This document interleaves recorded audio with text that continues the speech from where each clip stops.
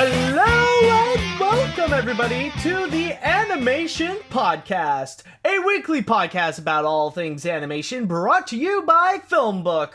My name is Matt Brunet, but some of you may know me as AniMat from my YouTube channel, Electric Dragon 505, home of web series that are all about animation, including Animation Look Back and AniMat's reviews.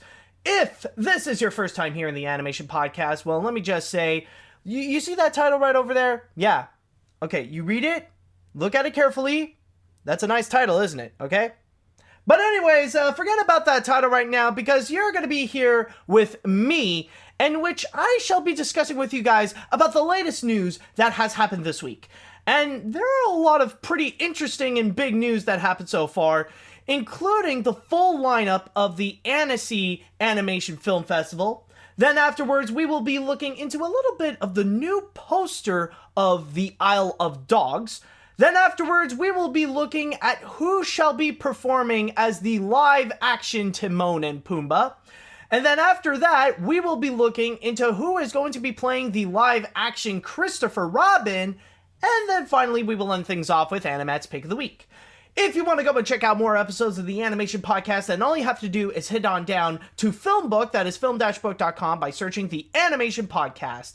You can also email us at podcast@filmbook.com with the Animation Podcast in the subject line.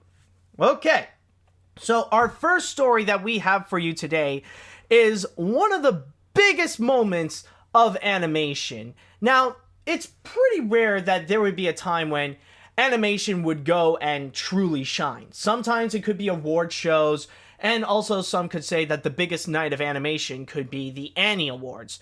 But there are also some other moments where they would really stand out, and I mean more just the medium itself, not necessarily when there's a big name animated feature that would be released, because we would just be focusing on that one movie. But there is one week in particular where it really is a special moment, and I am talking, of course, about the biggest festival commemorating animation, and that is the Annecy International Animated Film Animation, or Fudge Nabbit. I am screwing up the name, Fudge Nabbit. Oh, where would it be? Oh, where has that title gone? Oh, there we go. Oh, I was close, actually. It is the Annecy International Animation Film Festival in Annecy, France. Now, the biggest thing that they have announced so far is that on top of all the independent animated films that they have stated that's going to be in competition and what's going to be out of competition and stuff like that, there's also going to be a big mix of mainstream feature films, big name ones that are going to be released worldwide. So I'm going to go and start things out on that, and might as well start things off with probably the main attraction for this festival, which is actually going to be this year, the world premiere of Despicable Me 3.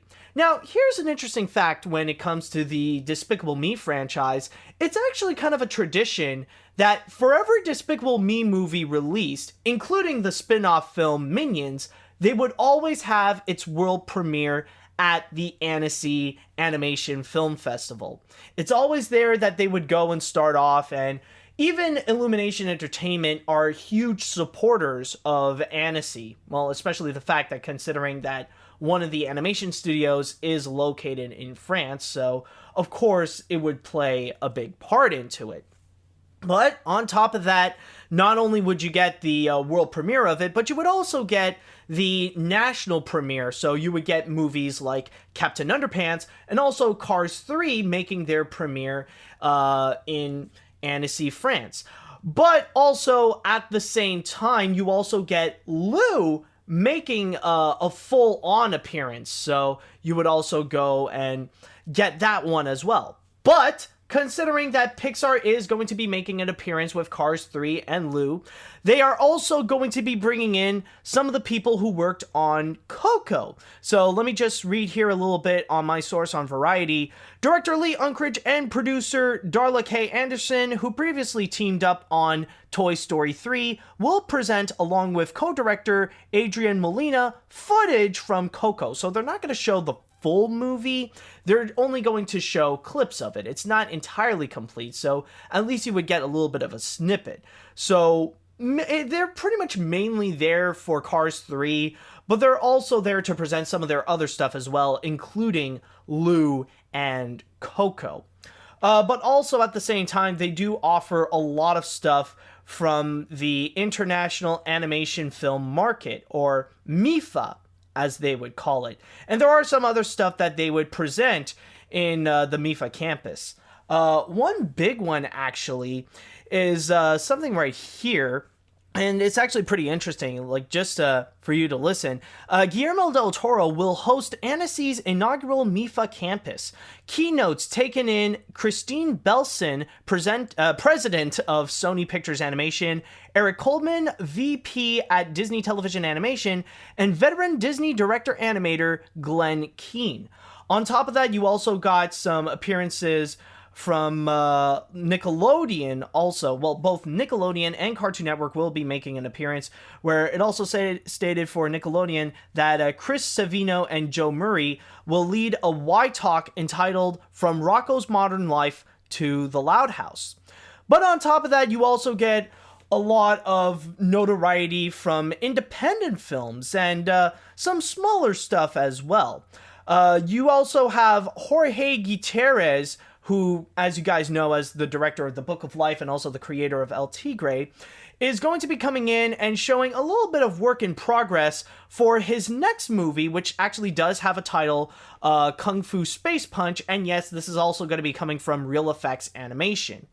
But on top of that, in terms of the more independent animated films, you got a big name one that a lot of people are saying that is highly anticipated, called Zombilenium, a comedic horror movie set in a Hollywood theme park, adapted by Arthur Pins and Alexis Ducord from Pine's own raved about comic book series. And then you also got another one called The Big Bad Fox and Other Tales, which is going to be made by one of the directors of Ernest and Celestine, Benjamin Rene. And then you also got another On Animation Studios appearance. On Animation is going to be the people who worked on Zombilenium, but they're also going to be there for Tall Tales, the Magical Garden of Artoon Krings. And then you also have, there is another one, I believe. Yes, this is a big one. You're going to see a bit of work in progress from The Breadwinner, which is going to be made by Nora Twomey, which you guys may know as the one of the directors of The Secret of Kells. And this is a movie that is getting some notoriety, considering that one of the executive producers is actually Angelina Jolie, on top of many other feature films. And apparently you're actually going to see the premiere of a movie directed by Tony Bancroft, which is called Animal Crackers, and that is actually going to be in competition at this year's Annecy. And this is actually going to be pretty interesting this year, I must say. Definitely something that animation fans would be dying to go and check out, no matter what the subject would be. Like, rather if they would go into the MIFA campus to see Guillermo del Toro talk alongside hearing notes from Christine Belson, Glenn Keane, or Eric Coleman. But I think the main ticket events, like the ones that people are really going to go and check out, easily, like I said, the main event, Despicable Me 3, considering that it is the world premiere and you're going to see a lot of people from the press that are going to be flocking in so that they could go and do their little reviews before it would go and come out officially in theaters on June 30th. And then after that, you also got Coco, considering that, like, that one, I think it's easy and safe to say that that's probably the more anticipated Pixar film than Cars 3 so far, because at least with Coco, we're getting a lot more surprises. And with Cars 4, Cars 3, oh god, I apologize. I'm sorry if I scared anyone by mentioning that there would be a Cars 4. No, but when it comes to Cars 3, we already know, like, what's going to be coming up. And so far from we could tell that it's going definitely in the Rocky 4 direction. So yeah, it's not necessarily going to be that surprising. But with Coco, this is going to be a brand new original Pixar film, which everybody adores. Like, this is what Pixar is made for. And like, plus the fact that they are bringing in Lee Unkrich, Darla K. Anderson, and Adrian Molina to go and talk a little bit about it, along with seeing an exclusive clip. Like, that's going to be pretty big right there. And along with plenty of other stuff, I mean, it has such a large variety of what, like, any animation fan would offer, not just for movies, but also for TV shows, where you do have Cartoon Network and Nickelodeon making an appearance in there. But also, at the same time, you also got a lot of the independent films, and you got a lot of big name ones as well that are going to be in there, or at least big name in terms of the independent field. And so far, like, the ones that are already highlighted, you got Zombillennium, which already based on a popular comic book. You got The Big Bad Fox and Other Tales, and you also got The Breadwinners, which chances are, like, those are probably the ones that would have a very high chance to go and get an Oscar nomination for Best Animated Feature, you know, be that representative of the indie films and follow in the same lines of, like, some of the other films beforehand. And also, I just want to mention right now that there is actually a very high chance that there would be an animated film coming from Annecy that might actually get a nomination for Best Animated Feature at the Oscars. Because even this year, with the Best Animated Feature category, we had, what was it? My Life as a Zucchini. And that film was probably the biggest thing that ever came out of last year's Annecy, basically from last year's Annecy. And maybe Zombillennium could be that film, considering that that movie is the one that is officially in competition. So who knows what could go from there. But yeah, it does seem pretty exciting to go and check out all the big name animated films, and who knows what could probably happen in there. It seems a lot of fun, and like you'll probably meet up with some of the big names, not just in film, like not just in animation, but also in filmmaking. So it's going to be pretty interesting so far. So if you guys are excited, and if you actually do live around the France area and want to go and check out Annecy, or you want to keep your heads up and like go all ears on what's going to be going on at the film festival, then just stay tuned between June 12th and June 17th when Annecy will get a lot more animated. Okay, so for our next story right over here, this is something that's a little bit small that was just released, but it did bring up a little bit more information, and it would give us a little bit more hype. And I am talking, of course, about the Isle of Dogs, or just Isle of Dogs, actually. If you don't know what that is, this is actually going to be Wes Anderson's next movie, and it's actually going to be his second stop-motion animated feature after his first take on it with the highly acclaimed Fantastic Mr. Fox. And what pretty much happened was that Fox Searchlight released the poster of it. And it is a pretty minimal poster, but it really does highlight what we could be getting ourselves into. But what is actually very significant about this poster right here, actually, is that not only does it give us a little bit of an idea of what this movie would be about, but it actually has a release date. And it's actually going to be pretty soon. In fact, as I'm doing this podcast right now, it's going to be released somewhere next year on April 2018. Now, when I look into this poster, like, the main thing that you're going to see is the huge name that's a part of the cast. And what's very significant about Isle of Dogs is that it actually has a massive star-studded cast. You'll find at least several big name celebrities that you're probably familiar with. Not just that, but also some Japanese actors as well. Like, you got Bryan Cranston, you got Edward Norton, you got Bill Murray, you got Jeff Goldblum, you got Scarlett Johansson, you got Liev Schreiber, you got Yoko Ono, you got Fisher Stevens, you got Francis McDormand.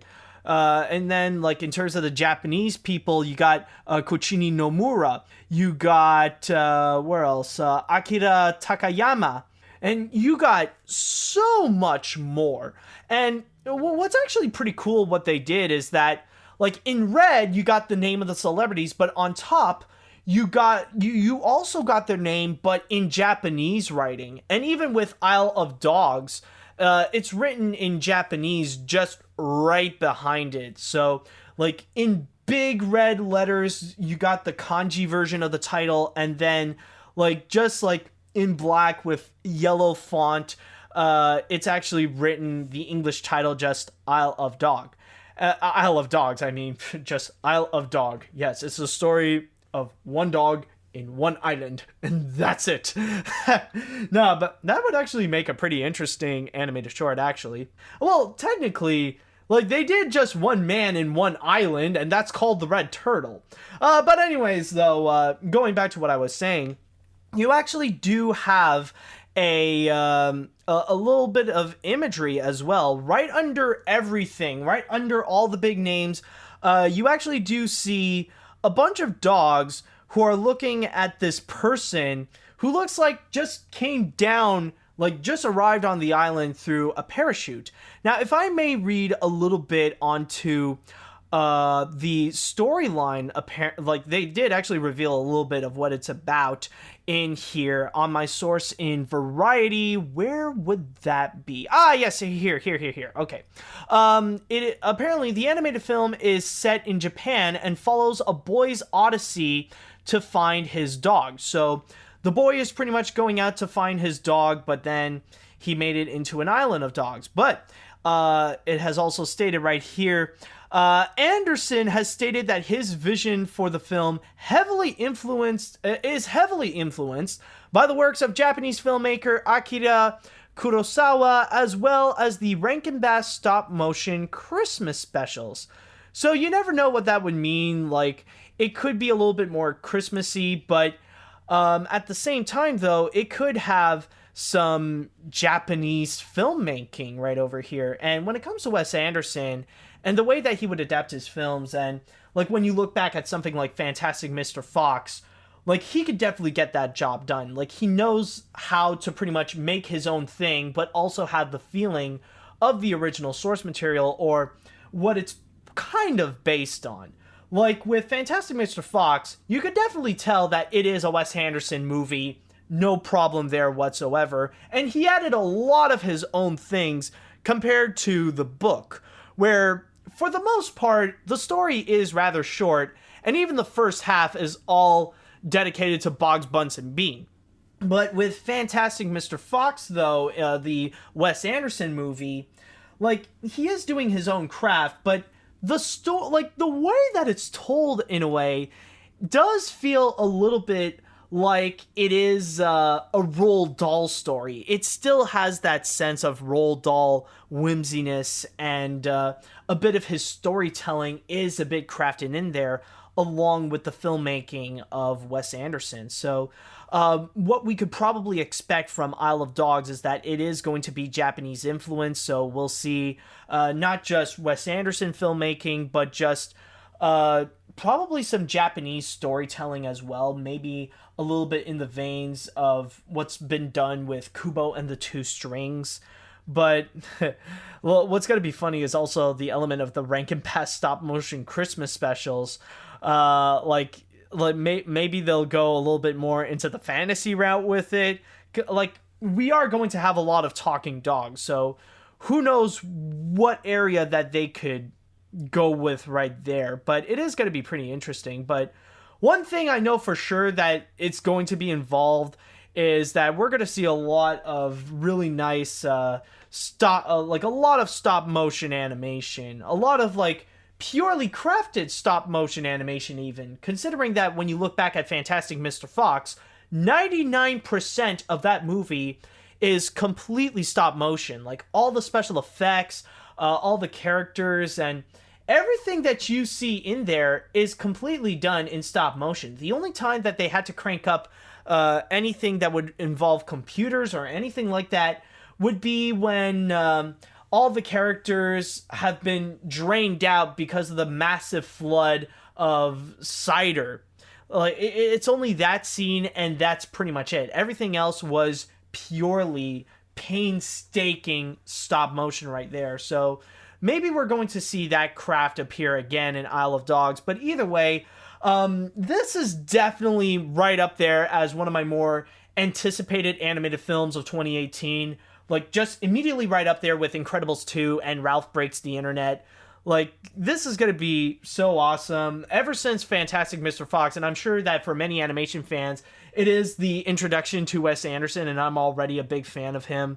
Like, definitely his filmmaking craft is absolutely fascinating. So it is definitely great right there. So if you guys are excited as I am to know more about what the Isle of Dogs has in store for us, then all you have to do is just wait until April 20th, 2018 for the movie's release. Okay, so for our next story right over here, yeah, honestly, I look at it and I don't really know how to feel. I'll just say right now that my feelings for this news is exactly my same feelings for this movie that it is talking about. And I am talking, of course, about the Lion King live-action reboot. Now, of course, the big story this week that everybody knows about is regarding the release date, which, don't worry, guys, I shall get to later. But they also released another big piece of news about it, and that apparently Disney already got Timon and Pumbaa, so we already know who's going to be the live-action Timon and Pumbaa. And believe it or not, they actually got Bill Eichner and Seth Rogen. So going into my source here in the wrap, where would it be? Fudge nabbit. I lost my track. There we go. Okay, so apparently what's going to happen is that... wait a minute. Right over here. Okay, sorry, I got lost a bit. Seth Rogen is going to be the guy that will take on the role of Pumbaa, while Eichner is going to be playing as Timon. So they already got a big responsibility. Hold on a sec. I just need I need to go on IMDb for a second because I just need a quick reminder for myself. Hold on a sec. I just need to remember some of the original actors, though. Yeah, I know, like, I'm kind of derping in public, but hold on. There we go. Okay, yes, right over here. So, yeah, so basically Seth Rogen and Billy Eichner are pretty much following the footsteps of Nathan Lane and Ernie Sabella to go and play those roles. Now, when it comes to the full cast of the Lion King live-action remake, we don't fully know who else is going to be in there. We only know 2 other people that are among the cast. So far, we know that Donald Glover is going to be playing Simba, and that James Earl Jones will be reprising his role as Mufasa. Now, beforehand, I've heard talks that apparently Disney is having a chat with Beyonce, that maybe she could be appearing in the film as Nala. That would actually be a pretty cool idea, but who knows what's going to happen there. But yeah, so far, we got 4 people confirmed. Donald Glover, James Earl Jones, Seth Rogen, and Billy Eichner. And so far, when it comes to this piece of news right here, it is really mixed. And I mean, just this whole idea of the Lion King remake is very mixed. Where on one hand, a lot of people are really pissed off that Disney is just continuing this endless stream of live action reboots and somehow they have to go with the Lion King. But then on the other hand, people are curious and intrigued by it and might be more open that it could actually turn out to be really good, because they actually got the director in this, which is Jon Favreau.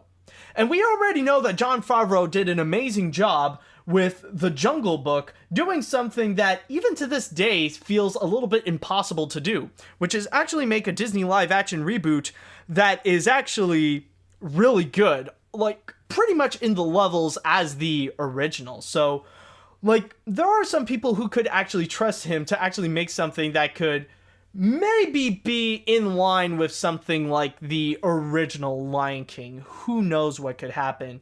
But going into the cast specifically of Billy Eichner and Seth Rogen, I'm gonna be very honest with you guys. Like, I could see this go really flat. Like, immediately, it is easy to just say, oh, this is just a really stupid idea. But I am honestly, there's also another part of me that feels like maybe this can work. Like, I can actually see this working for some reason. Like, when you would think about Seth Rogen, for example, like, I'm sure you guys have at least seen one performance by Seth Rogen. Like, especially considering in animated features, he has already appeared as Mantis in the Kung Fu Panda films. And then there was also last year's Sausage Party. And when you do think about Seth Rogen, like, if he would tone down his comedy to make it more family-friendly, where, like, he would just drop the weed, and, like, his crude humor can be toned down a little bit less, where, yeah, like I said, drop the weed, drop the alcohol, and, like maybe focus on something else other than getting laid and stuff like that. Like, I could see Seth Rogen pull off Pumbaa. Like, I can see that work. Like, there's almost a bit of similarities between Pumbaa and Seth Rogen in a way. Like, there is a bit of that connection. But as for Billy Eichner, that honestly, I don't really know. I'm not saying that he cannot be Timon, but honestly, this is something, like, I tried watching some Billy on the Streets to see if, like, he can play as Timon, but honestly, I'm having some difficulties. It's just that, I don't know, I can't really make that connection yet. This is honestly, like, even overall, it's just going to be something that I would need to see a clip to see if they can actually pull it off. If maybe they can do something like Ewan McGregor with Lumiere, where he's absolutely not my first choice to play as the character, but could probably turn out a pretty good performance where he would at least have the spirit of the character. And maybe that's at least what I am hoping for with Billy Eichner and Seth Rogen, that they could actually have that same spirit as Nathan Lane and Ernie Sabella. Who knows what's going to happen right there.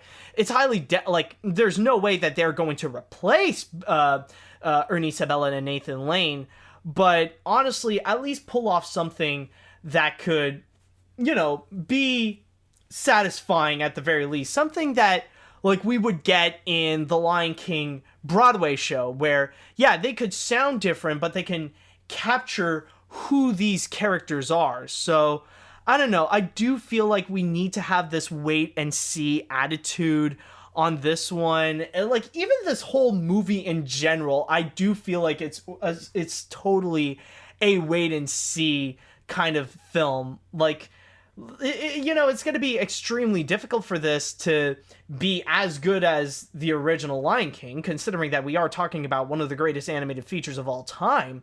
But at least something that is, you know, if this remake at the very least can be up in the levels as the Jungle Book remake, then I think we'll be satisfied with it. And hopefully things can turn out well. I don't know, who knows? But the only thing I could do right now is just wish the best of luck for Seth Rogen and Billy Eichner, and hopefully they can actually turn out something pretty good, and something that would be like Timon and Pumbaa. Okay, now for our next story, we actually got another casting for another Disney live-action reboot. But for this one, my concerns are not necessarily for who they picked to play which character, but my problem is more about the movie itself. Now, believe it or not, Disney is actually not done with Ewan McGregor. Yes, now, just recently, actually, Ewan McGregor did perform as Lumiere in Beauty and the Beast, and personally, I feel like he surprisingly did a great job. He sounds absolutely nothing like Jerry Orbach, but he did capture the spirit of the character, even if it did look like a piece of CGI monstrosity right over there. At the very least, Ewan McGregor did pull off a great performance as Lumiere. But here's the thing, though. Apparently, he's going to be appearing in another Disney live-action reboot, and this is another really strange choice. Because believe it or not, Ewan McGregor is now going to be Christopher Robin. Now, some of you might be wondering, why? Isn't this guy a little bit too old for playing Christopher Robin? Well, number one, yes, absolutely. He's not freaking 4 years old. He's kind of like, I don't know, you multiply that by a lot, maybe. But anyways, though, because the thing is, Disney wants to do a new take on Winnie the Pooh, which is called Disney's Christopher Robin, which is actually very coincidental considering that pretty soon we could actually be getting another live action Winnie the Pooh movie, which actually features Margot Robbie as A.A. Milne's wife, I believe. It's called Goodbye Christopher Robin. You could correct me on this, but I think it's going to be released somewhere at the end of 2017, I think. But anyways, going back to Disney's Christopher Robin, what they want to do is that it's more of a sequel in a way. Imagine if you take Tim Burton's Alice in Wonderland and you apply that with Winnie the Pooh. Because the thing is right here is that now Christopher Robin is all grown up.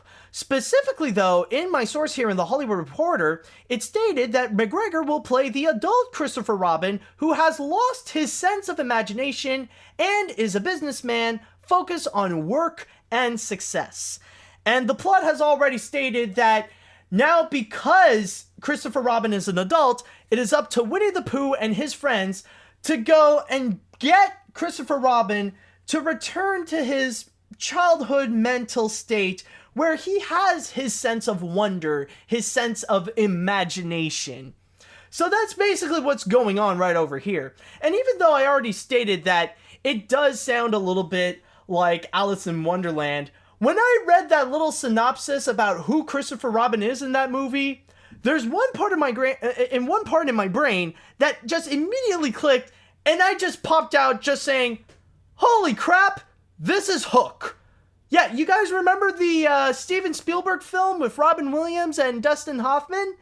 It sounds exactly like that, where you got the main character who is like in the classic literature is this little boy, full of youth, full of wonder, full of imagination, and now he's like all grown up, and it's up to the other characters to come in and try to get him to remember who he is, to have that sense of wonder, to have that sense of childhood and all that kind of stuff, to bring his youth back. I guess in a way, just to give Christopher Robin a midlife crisis.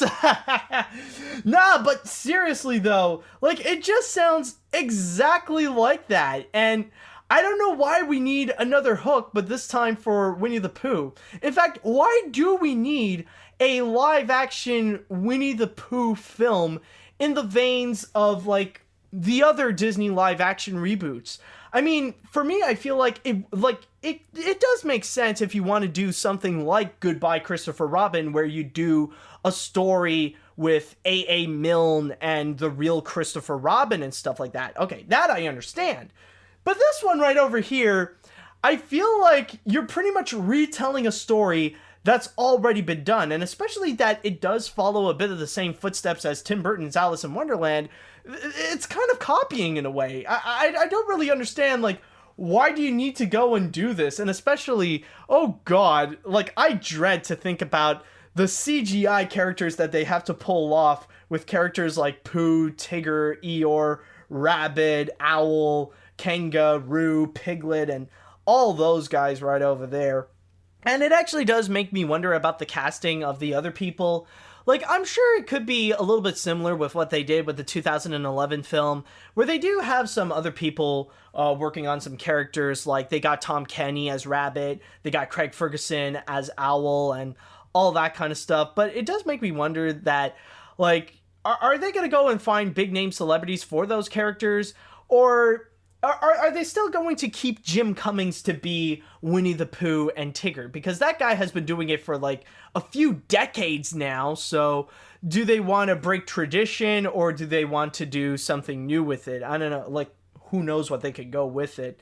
But I just want to mention right now, though, that there is another piece of news that did come with it, and maybe it could shine a little bit of light on this project right over here, and that is the fact that they hired screenwriter Alison Schroeder to go and work on a new version of the script. Beforehand, they did had a script before, which the screenplay was written by Alex Ross Perry, and the draft was written by Tom McCarthy. But now Alison Schroeder is going to be working on a new version of the script, and what is interesting about Miss Schroeder here is that she was recently nominated for an Oscar for her work in Hidden Figures. So maybe she could do something a little bit special with it. Maybe like go and amp up the quality.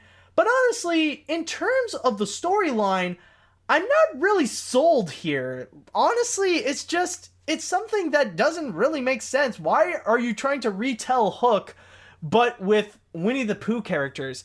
And especially considering that it is Winnie the Pooh, it's something that doesn't necessarily have villains per se. Or I guess they're just going to focus on Ewan McGregor, like trying to make him like feel like a kid again or something like that. I don't know. And especially the fact that like trying to have adults feel like kids again, like that's a plot that's already been done so many times. So unfortunately, I would have to say that when it comes to this film, yeah, this is in my category of Disney live action reboots that I'm not necessarily excited for. I don't really see much of the point to really go and make this one, other than to really capitalize on Winnie the Pooh, really. It's just, I don't know. Now, Disney didn't necessarily put in a release date on it just yet, but who knows how this is going to turn out.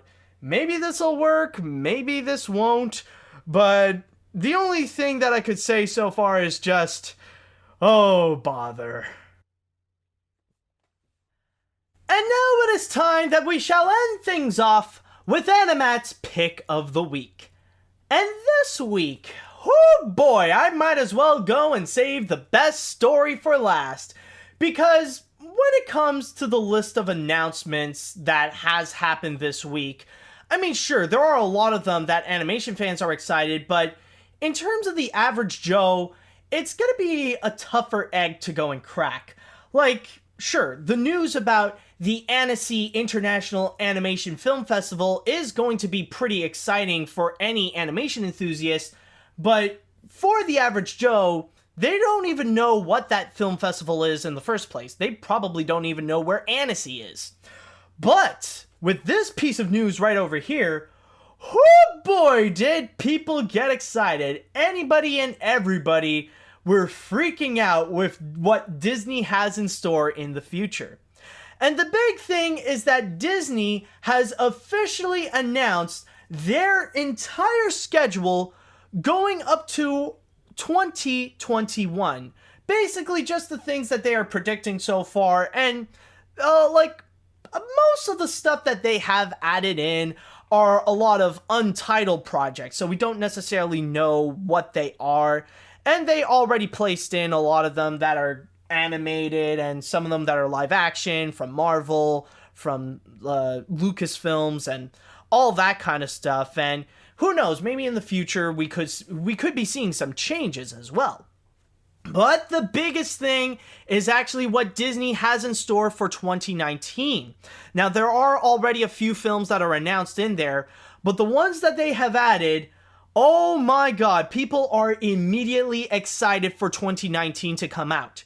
Because the three big movies that they have added for that year is that on May 24th, that is going to be when we shall be experiencing Star Wars Episode 9.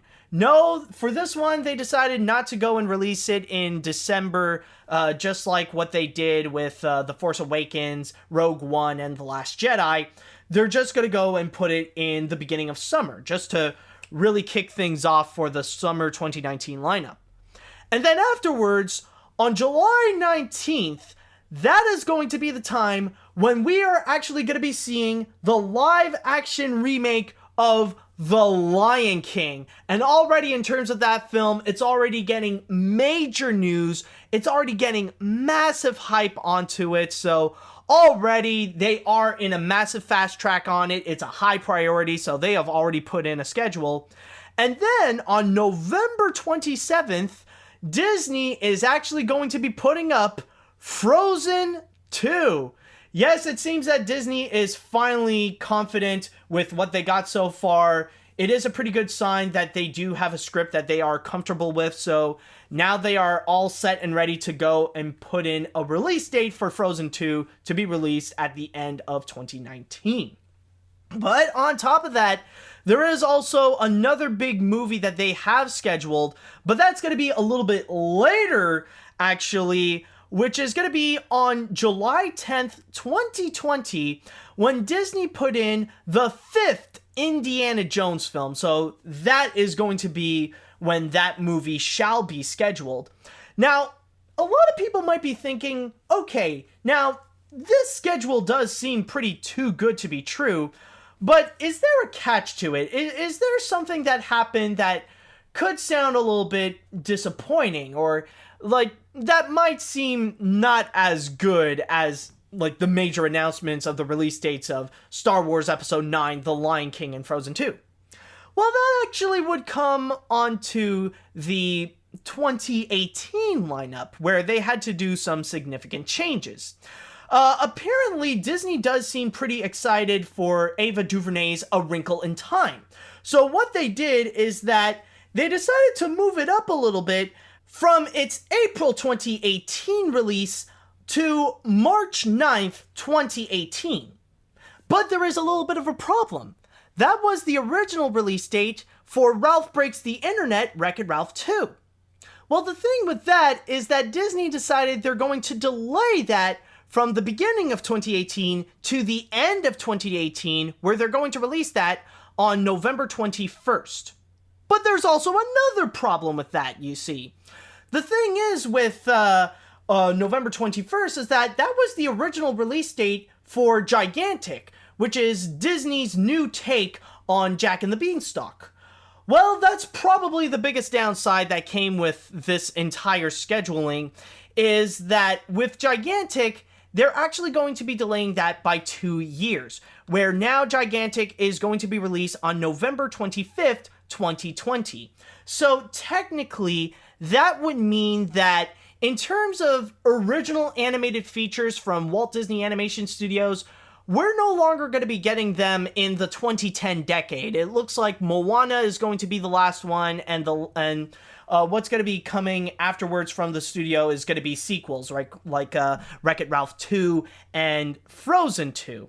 And on top of that, like we've already gotten, like I said before, like a whole bunch of untitled projects that they've added in, a whole bunch of live action reboots, a lot of Marvel movies, and of course a lot of Disney and Pixar films that they put up, where interestingly enough, it is going to be once a year for both of them, but also in 2019, or is it 2019? No, actually no, in 2020, it looks like we're going to be getting 2 Pixar films on March 13th, 2020, and June 19th, 2020. So that's a total of 3 animated films, kind of like what we had in 2016, or kind of like a reverse of 2016, where now it's 2 Pixar films and 1 from Disney Animation.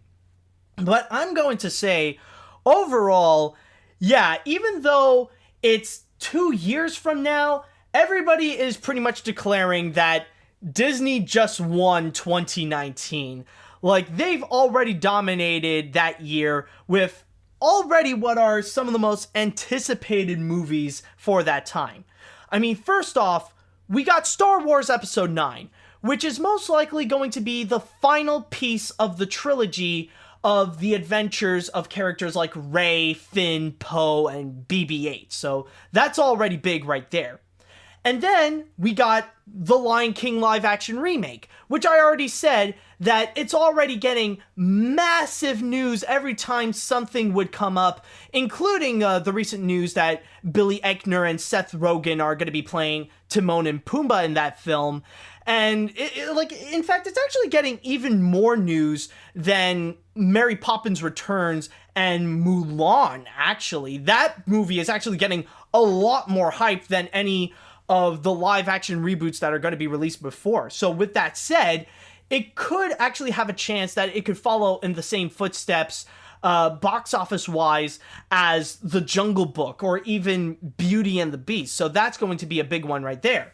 And then you also got Frozen 2, which is the sequel to what is currently the highest grossing animated feature of all time. So yeah, the hype is definitely going to be real on this one. And I mean, when it comes to Frozen, like, it already made a massive impact on our culture, or at least it made a massive impact in the 2010 culture, the same way The Lion King made a massive impact to 90s culture.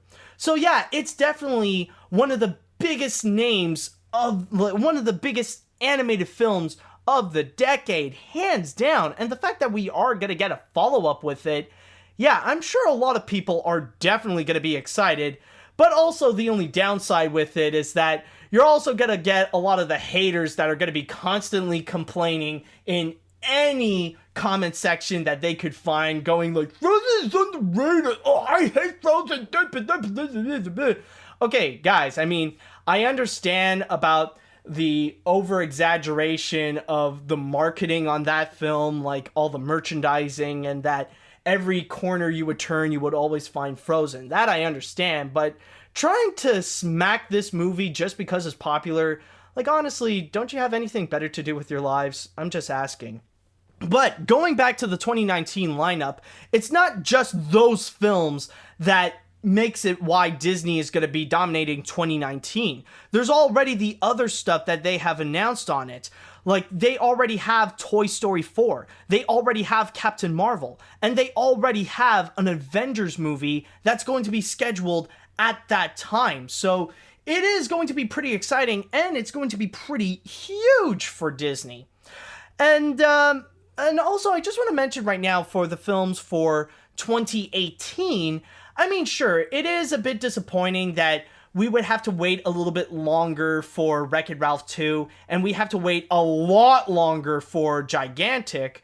What is actually interesting to note, though, is that Disney already has it in the bag in terms of 2018, because a lot of the big movies that they have for there are already announced in the first place. Like, they already got the live-action reboot of Mulan, the sequel to Mary Poppins with Mary Poppins Returns, and then you also got some of the other stuff, like you got Avengers Infinity War, of course, you got Ant-Man and the Wasp, you got the Han Solo movie directed by the Lego Movies' Phil Lord and Chris Miller, you got the Black Panther, there's also A Wrinkle in Time, but especially probably their biggest movie for 2018 is hands down going to be The Incredibles 2. So yeah, like 2018 is going to be a pretty good year as well, but most likely 2019 is going to be the one that everybody's going to be focusing on.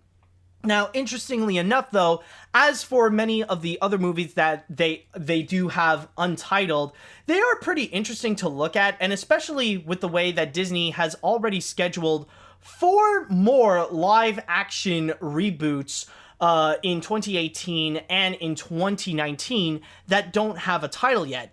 There is one that they have coming up on August 3rd, 2018, and then the others, they would have March 29th, 2019. They also got another one for November 8th, 2019, and also December 20th, 2019. So for that year, that's already 4 of them if you also include The Lion King. But considering the ones that have been getting some press, the one that we are seeing that it looks like Disney is putting some traction on it, like, we could be expecting some of the ones that we have been hearing about to be scheduled in there. We could be hearing the news that maybe they'll put in Tim Burton's Dumbo, or they'll put in that Aladdin live-action reboot, or the Tinkerbell movie with Reese Witherspoon, or even Christopher Robin with Ewan McGregor. So those movies could be for that time. So who knows what could possibly happen. And on top of that, you do have some other movies that have already been announced, like Dwayne Johnson's The Jungle Cruise. Like that one, apparently the production is going to begin next spring. So chances are, like, maybe we're not going to get it immediately soon, but I could be expecting that maybe it's going to be scheduled somewhere either 2019 or most likely somewhere in 2020. I wouldn't be surprised if it's actually the latter. Who knows where that's going to go right there. Now, in terms of any other news, what I'm expecting, honestly, is that, yeah, chances are we're going to get a lot more information when D23 is going to be coming up. That's when we're going to learn a lot more about a lot of these films. Most likely, we're going to get a lot more information in terms of the films for 2018 and even for 2019. But maybe we'll get a good idea of what's going to be coming up in their lineup. But yeah, this is pretty much huge. And already, like, everybody's anticipating for what Disney has in store for 2019. And who knows, like 2018 is going to be good. But we'll just have to wait and see how it goes. And not to mention that, like, even this year, as I'm recording this in 2017, we still got a lot of big stuff that's going to be coming up, including, of course, The Last Jedi, the third Thor film with Thor Ragnarok. We got Pixar's Coco, and even what seems to be the final Pirates of the Caribbean film, Pirates of the Caribbean Dead Men Tell No Tale. Or I think it's the last one, at least that's what the trailers are saying.